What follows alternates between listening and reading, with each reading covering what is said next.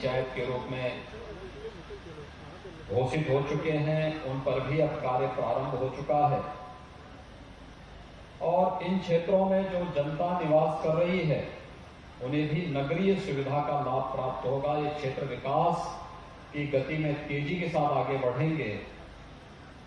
विकास जब होता है तो उसके साथ रोजगार भी साथ आता है, रोजगार भी इसके साथ होगा और रोजगार हर एक नागरिक के चेहरे पर खुशहाली लाने का एक माध्यम बनता है। मैं इस अवसर पर चौक के सभी नागरिकों को, जिन्हें नगर पंचायत मिली है, पनियरा, परतावल, ब्रिजमनगंज के सभी नागरिकों को, इनसे जुड़े हुए हमारे जो विधायक और माननीय सांसद हैं, इन सबको भी हृदय से बधाई देता हूं। आप सबके प्रति मैं अपनी शुभकामनाएं देता हूं।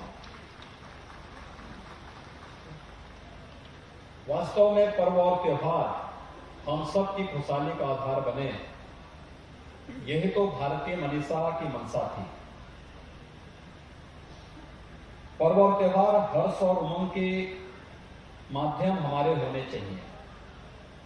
ये हर्ष और उमंग केवल एक विशिष्ट आयोजन के साथ ही न हो, बल्कि हमारे जीवन का हिस्सा बने। जीवन की सुगमता प्रधानमंत्री मोदी जी ने इसीलिए उस पर जोर दिया कि हर गरीब को मकान मिले, हर गरीब को शौचालय मिले, हर गरीब के घर तक विद्युत का कनेक्शन आ जाए, हर विद्युत को रसोई गैस का कनेक्शन मिल जाए, हर गरीब के यहां पर्यटन की सुविधाओं का विकास हो। यानी विकास हर एक स्तर पर होना चाहिए। और विगत 4 वर्ष के दौरान प्रदेश के अंदर जो विकास हुआ वह आप सबके सामने है। हमारे माननीय सांसदगण, विधायकगण, पदाधिकारीगण प्रदेश सरकार के 4 वर्ष के कार्यकाल के उपलक्ष्य में आपके बीच में आए होंगे। इन्होंने उस समय बताया होगा कि सरकार की कार्य पद्धति कहां से प्रारंभ हुई। मार्च 2017 में सरकार बनने के बाद हम लोगों ने सबसे पहला कार्य ही किया था किसानों का कर्ज माफी का। और मुझे अनुमान है कि अकेले महाराजगंज जनपद में 1 लाख किसान परिवारों का कर्ज माफी का कार्यक्रम संपन्न हुआ था, लगभग 1 लाख के आसपास की संख्या। इतनी बड़ी संख्या में, इसका मतलब 1 लाख का मतलब 5 लाख लोग सीधे सीधे उस योजना के अकेले महाराजगंज जनपद में लाभान्वित हुए। आज हम प्रदेश के अंदर जब प्रधानमंत्री आवास योजना की बात करते हैं तो प्रधानमंत्री आवास योजना में प्रदेश के अंदर ग्रामीण और शहरी क्षेत्रों में 40 लाख लोगों को एक आवास उपलब्ध करवाया गया। हर गरीब के सिर ढकने के लिए छत हो जाए, एक आवास उपलब्ध हो जाए, उसके जीवन में एक नई उमंग और एक नई आशा देखने को मिलती है।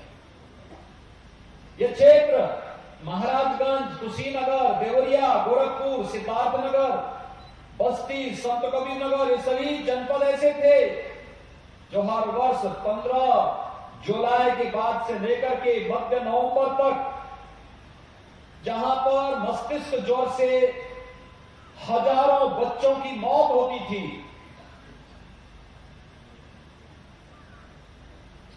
एक से लेकर के 15 वर्ष तक के इन बच्चों का मौत का सिलसिला 1977 से लेकर के 2017 तक लगातार जारी रहा।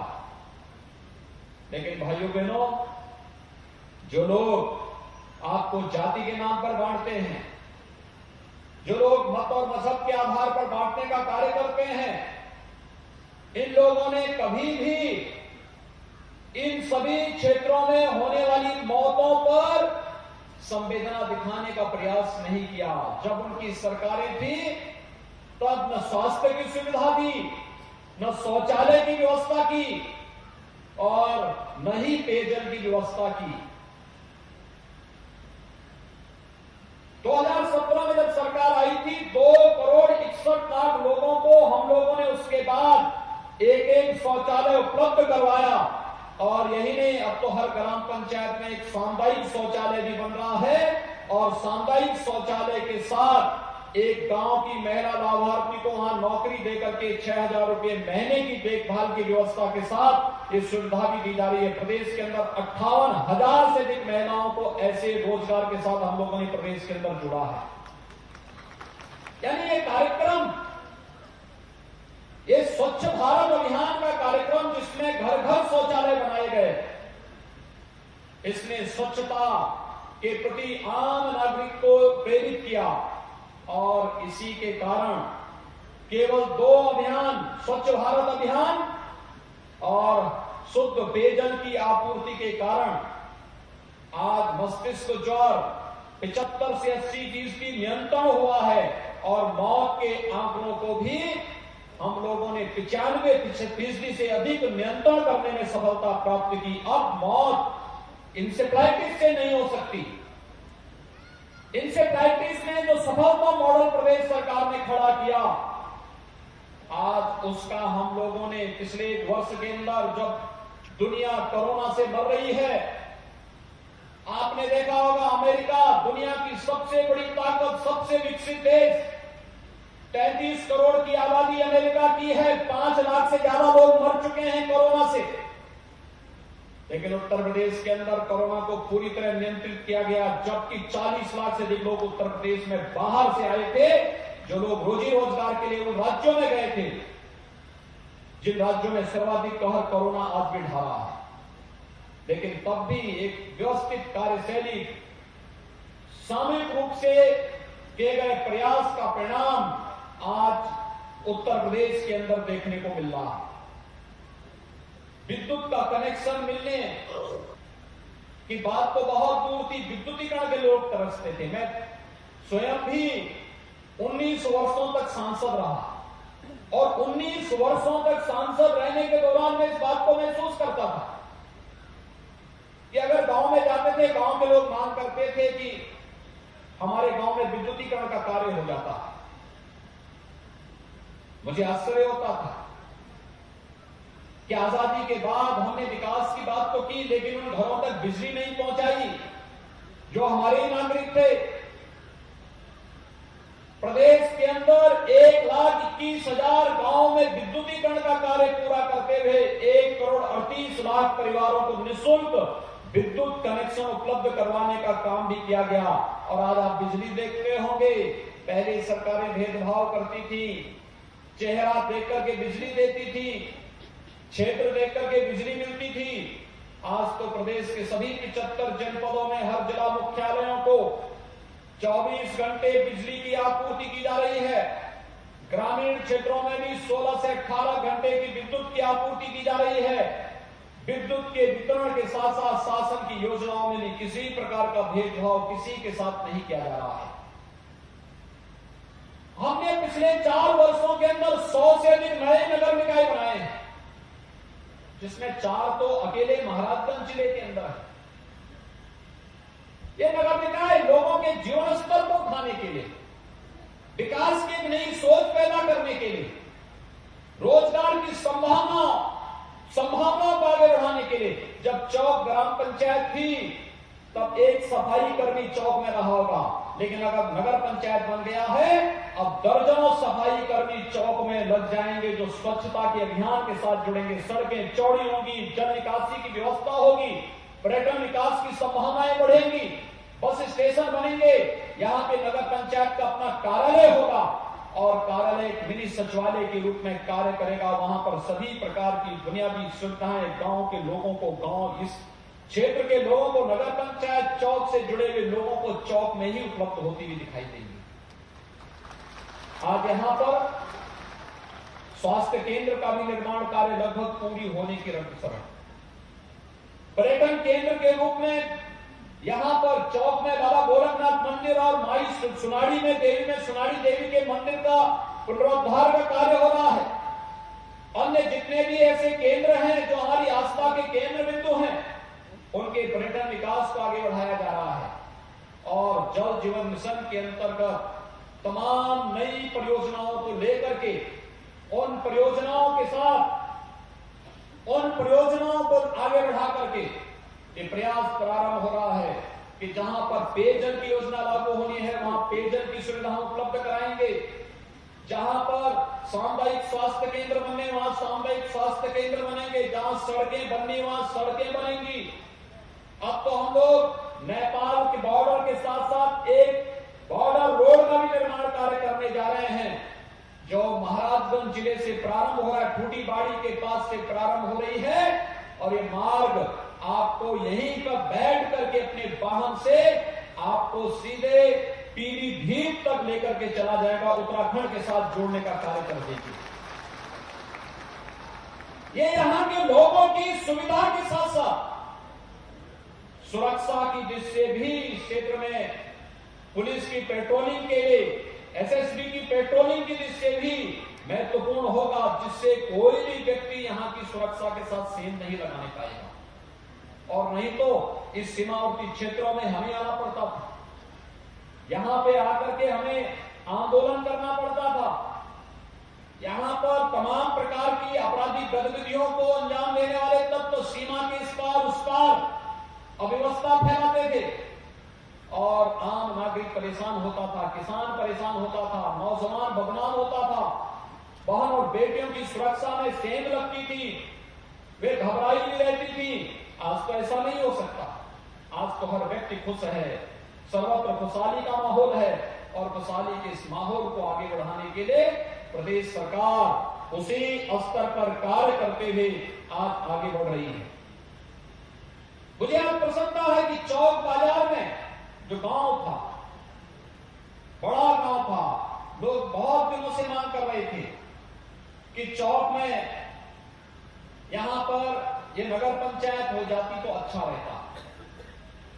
मैं धन्यवाद दूंगा चौक गांव के लोगों को और उसके आसपास से जुड़े हुए उन गांव के लोगों को जो चौक नगर पंचायत में शामिल हुए हैं, जिन्होंने बहुत सहजता के साथ ग्राम पंचायत से अब नगर पंचायत की तरफ लोग बढ़े हैं।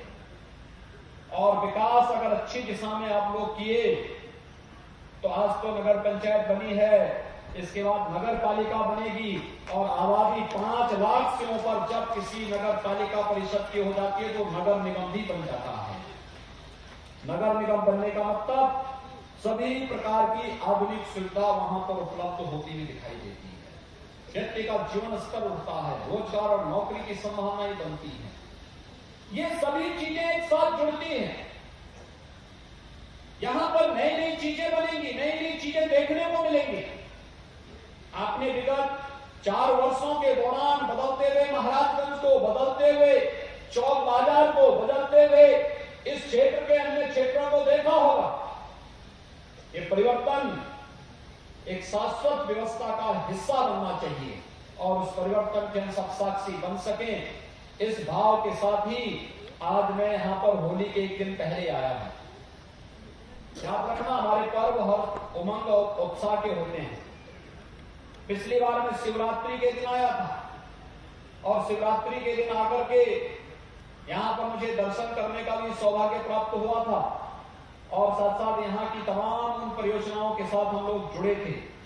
आज होली के एक दिन पहले आप सबके साथ जुड़ने, यहां पर मिलने, योजनाओं के लोकार्पण करने और नई परियोजनाओं को यहां पर देने का एक अवसर मुझे प्राप्त हुआ है। मैं यहां के प्रशासन से कहूंगा, हम लोग चारों नगर पंचायतों के लिए धन आवंटित करने जा रहे हैं। बजट में हमने व्यवस्था कर दी है और अप्रैल के बाद यहां पर चारों नगर पंचायतों के भवन निर्माण का कार्य युद्ध स्तर पर प्रारंभ हो, यह अभी से प्रक्रिया प्रारंभ हो जानी चाहिए। साथ साथ नगरीय क्षेत्रों में अगर लोग आ गए हैं तो उनको इसका एहसास होना चाहिए और ये एहसास स्वच्छता से प्रारंभ होना चाहिए। ये जिम्मेदारी हमारी भी होती थी। प्रशासन भी करेगा, शासन सुविधा देगा, लेकिन हम लोग भी इस बात के साथ जुड़े। जल निकासी की प्रॉपर व्यवस्था होनी चाहिए। शुद्ध पेयजल हर घर नल की योजना इन चारों नगर पंचायतों के साथ जुड़नी चाहिए। हम ग्रामीण क्षेत्र के साथ भी हर घर नल योजना जोड़ रहे हैं। अगर हमें इंसेफ्लाइटिस को, डेंगू को, कालाजार को, मलेरिया को, इन सभी को समाप्त करना है, हैजा जैसी बीमारियों को रोकना है, डायरिया को रोकना है,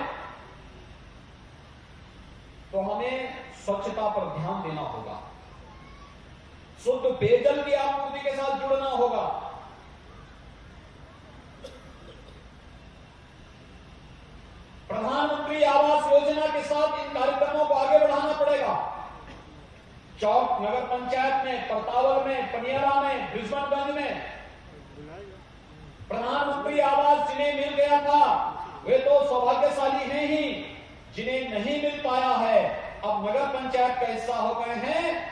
और यहाँ पे नियमों में शिथिलता देते हुए व्यवस्था बनाई गई है कि जिनकी वार्षिक आय 3 लाख से कम है और उनके पास अपनी जमीन है, या पात्रता की श्रेणी में वो आ सकते हैं, या अगर किसी का पुराना जर्जर मकान है, झोपड़ी है, उसको भी प्रधानमंत्री आवास योजना के लिए अंदर अनुमन्य कर दिया गया है।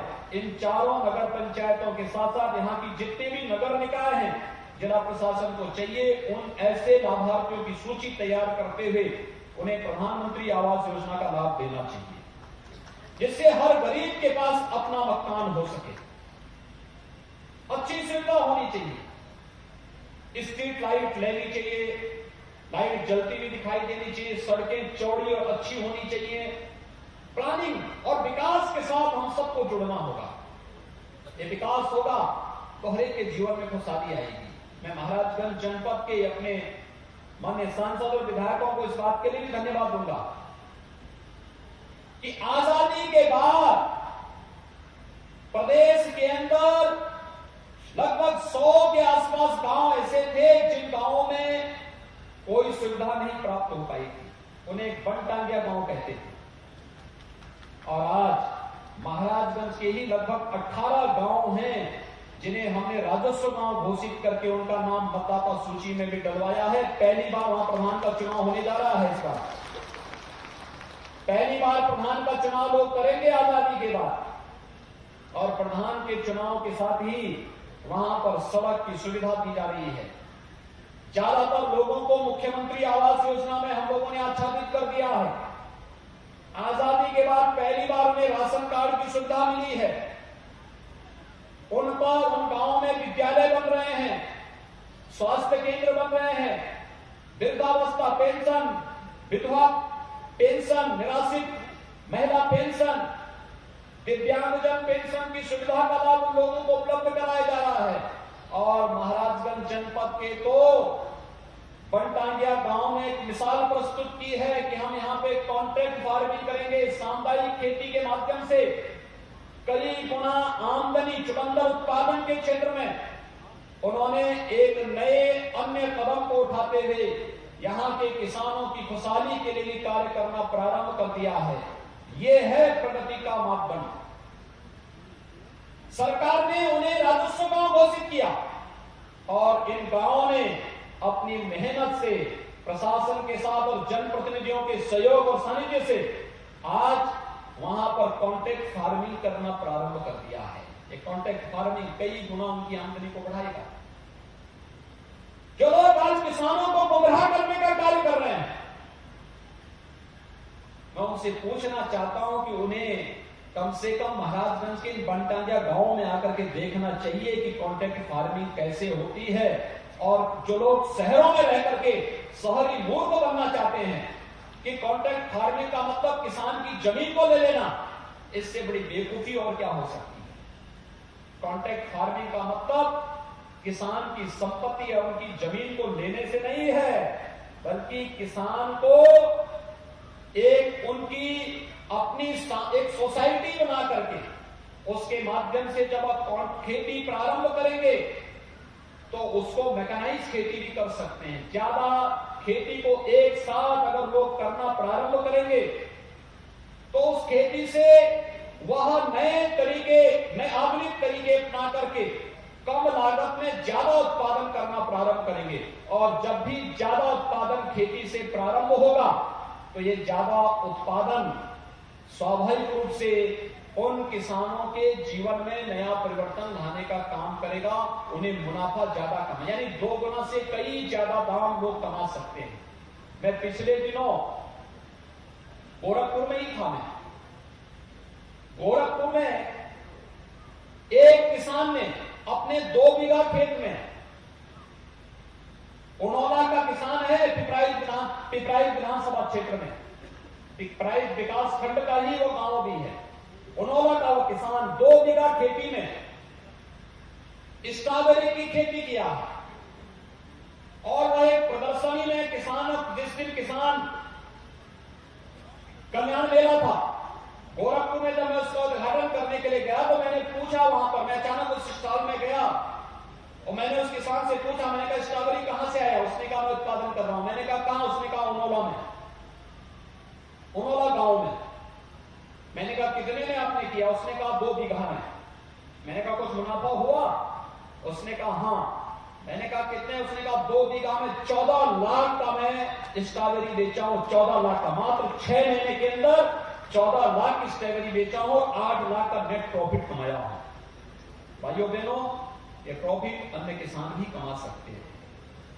कहीं स्ट्रॉबेरी लगा करके, कहीं ड्रैगन फ्रूट लगा उसका उत्पादन करके, कहीं पर केले की खेती। केले तो महाराजगंज और आपका कुशीनगर जनपद पहले से विख्यात है, सब्जी की खेती करके। यहां पर पहले से ही गन्ने की खेती को यहां के लोग विगत 100 वर्षों से अधिक समय से गन्ने की खेती कर रहे हैं। यहां की जो पुरानी चीनी मिलें थी, वे चीनी मिलें भी 1905 से लेकर के 1920 और 30 के बीच में लगी थी। ये घुगली की चीनी मिल, आनंदनगर की चीनी मिल, सिसवा की चीनी मिल, ये जो पुरानी चीनी मिलें थी, ये उतनी पुरानी थी। इसका मतलब गन्ने की खेती उससे पहले से थी और गन्ने की खेती के माध्यम से उत्पादन, अधिक मुनाफा कमाना यहां के किसान पहले से करते थे। आज कॉन्ट्रैक्ट फार्मिंग का जो कानून है वह प्रधानमंत्री जी ने बार बार कहा है, वह एक विकल्प है, बाध्यता नहीं। किसान को लगता है उसे लाभ मिलेगा तो करे, नहीं लगता तो किसान कतई किसी के साथ कॉन्ट्रैक्ट न करे, उस पर निर्भर करेगा। लेकिन कुछ लोग जिन्हें विकास अच्छा नहीं लगता, वे लोग किसानों के कंधों पर बंदूक रख करके अव्यवस्था और अराजकता का माहौल पैदा करने का प्रयास कर रहे हैं। हम लोगों ने पिछले वर्ष धान का क्रय किया था 52 लाख मीट्रिक टन और अधिनियम लागू होने के बाद इस बार किसानों से धान क्रय हम लोगों ने किया था 68 लाख मीट्रिक टन, यानी लगभग 16 लाख मीट्रिक टन अधिक धान की क्रय किया। एमएसपी किसान के खाते में दिया। कहा जा रहा है कि मंडियां बंद हो जाएंगी।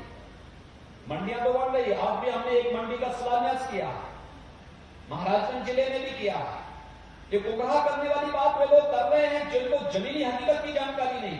और मैं धन्यवाद दूंगा महाराजगंज जनपद के सभी किसानों को, जिन किसान बंधुओं ने गुमराह हुए बगैर अपनी खेती की, उन्नत खेती की तरफ ध्यान देकर के महाराजगंज जनपद के अंदर हर एक नागरिक के जीवन में खुशहाली लाने का काम किया और किसान आंदोलन से अपने आप को दूर रखा कि नहीं, हमें इस प्रकार की किसी भी गुमराह हुए आंदोलन को जो अव्यवस्था और अराजकता का कारण बनेगा, हम इसमें समर्थन नहीं करेंगे।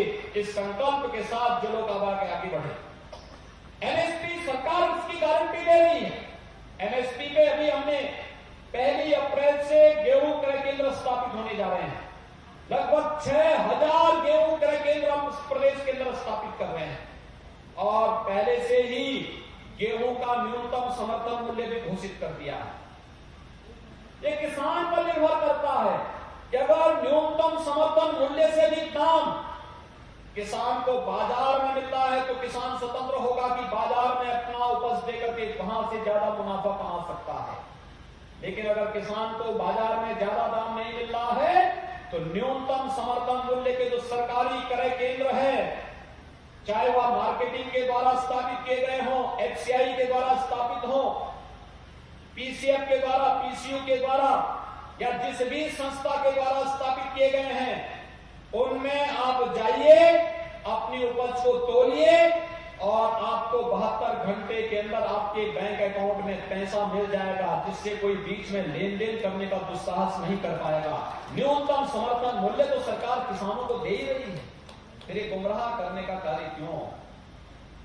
ये वही लोग हैं जिन्हें विकास अच्छा नहीं लगता है। आज तो देश के अंदर हाईवे बन रहे हैं, रेलवे की लाइन बिछ रही है, एम्स बन रहा है, आईआईटी बन रहे हैं, आईआईएम बन रहे हैं। आपने देखा होगा गोरखपुर का एम्स बनकर के तैयार हो गया है।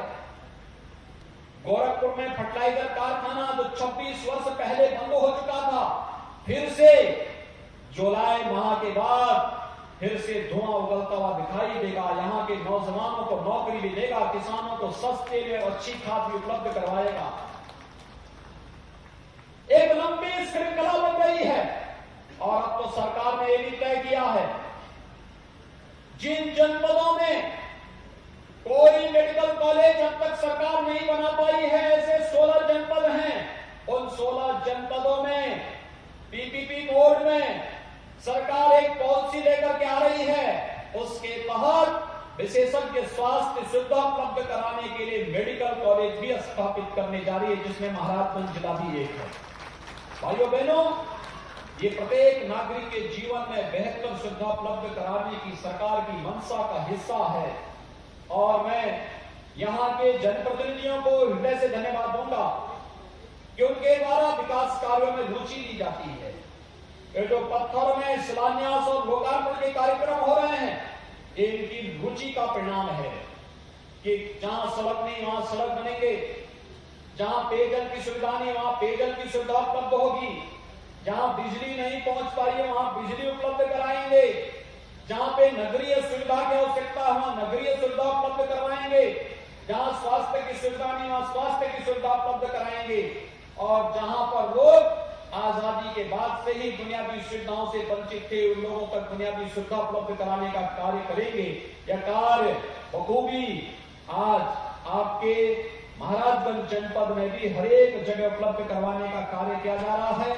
मैं महाराजगंज जनपद के सभी नागरिकों को लगभग 280 करोड़ रुपए की लागत की परियोजनाओं के लोकार्पण और शिलान्यास कार्यक्रम के अवसर पर हृदय से बधाई देता हूं, अपनी शुभकामनाएं देता हूं। आप सभी को होली की मंगलमय शुभकामनाएं आप सबके लिए व्यक्त करता हूं। होली उत्साह और उमंग का पर्व है और इस उत्साह और उमंग के साथ अपने पर्व और त्योहार को मनाएं। लेकिन मेरी आप सबसे एक विनती होगी, कोरोना के खिलाफ देश की लड़ाई बहुत अच्छे ढंग से आगे बढ़ रही है। 60 साल से ऊपर के जो भी व्यक्ति हैं वे वैक्सीन जरूर लगवा लें और 1 अप्रैल के बाद से एक व्यवस्था बनने जा रही है कि 45 साल की उम्र के लोगों को भी वैक्सीन लगेगा। वैक्सीन लगाने का काम युद्ध स्तर पर आगे बढ़ना चाहिए। मैं जिला प्रशासन से भी कहूंगा कि स्वास्थ्य विभाग और जिला प्रशासन मिलकर के जनप्रतिनिधियों के साथ मिलकर के एक ऐसी रणनीति तैयार कर ले जिससे हर एक व्यक्ति को जो भी 45 साल से ऊपर का है पहले चरण में उनको हम वैक्सीन लगाने का काम समयबद्ध ढंग से आगे बढ़ा दें। लेकिन सावधानी और सतर्कता आवश्यक है।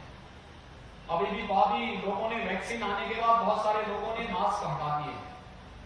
मास्क आपको बचाएगा, इन्फेक्शन से बचाएगा। दूसरा, किसी चीज को आप छूते हैं तो सैनिटाइजर से हाथ साफ कर लें, या सैनिटाइजर नहीं है तो साबुन से पानी से हाथ धो लें। महाराजगंज जिले में तो पानी की कमी भी नहीं है।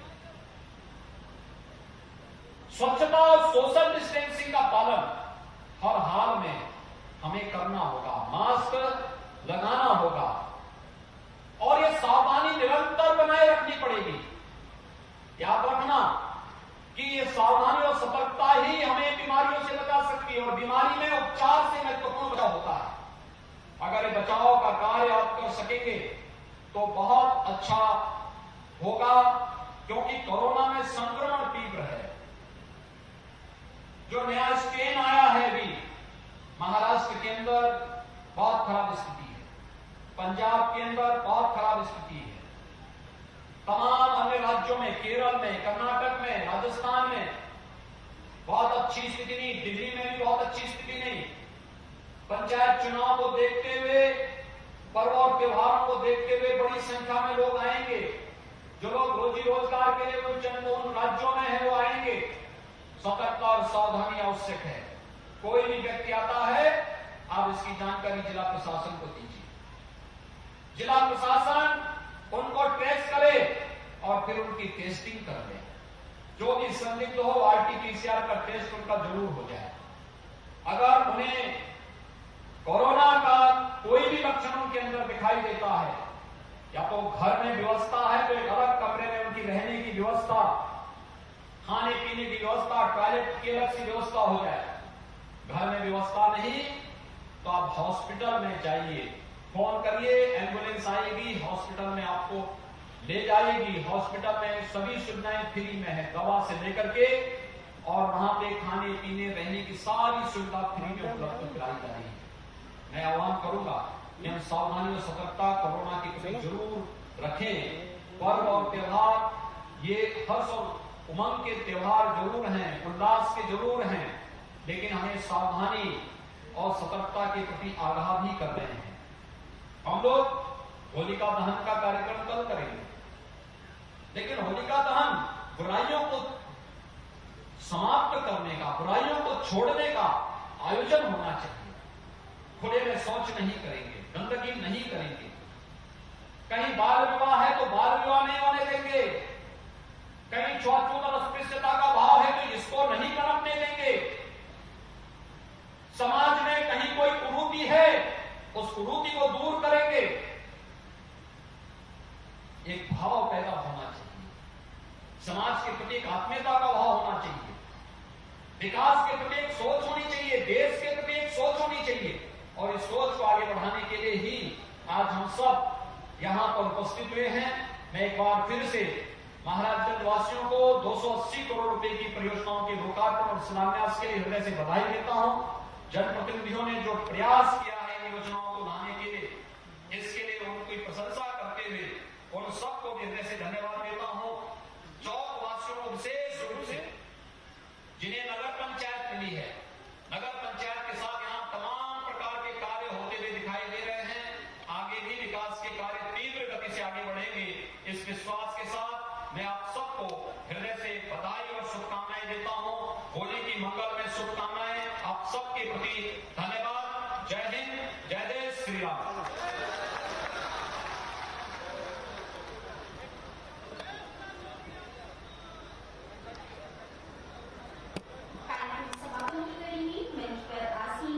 माननीय विधायक सदर महाराजगंज से सादर अनुरोध है कि आप धन्यवाद ज्ञापन के लिए कृपया आ जाए।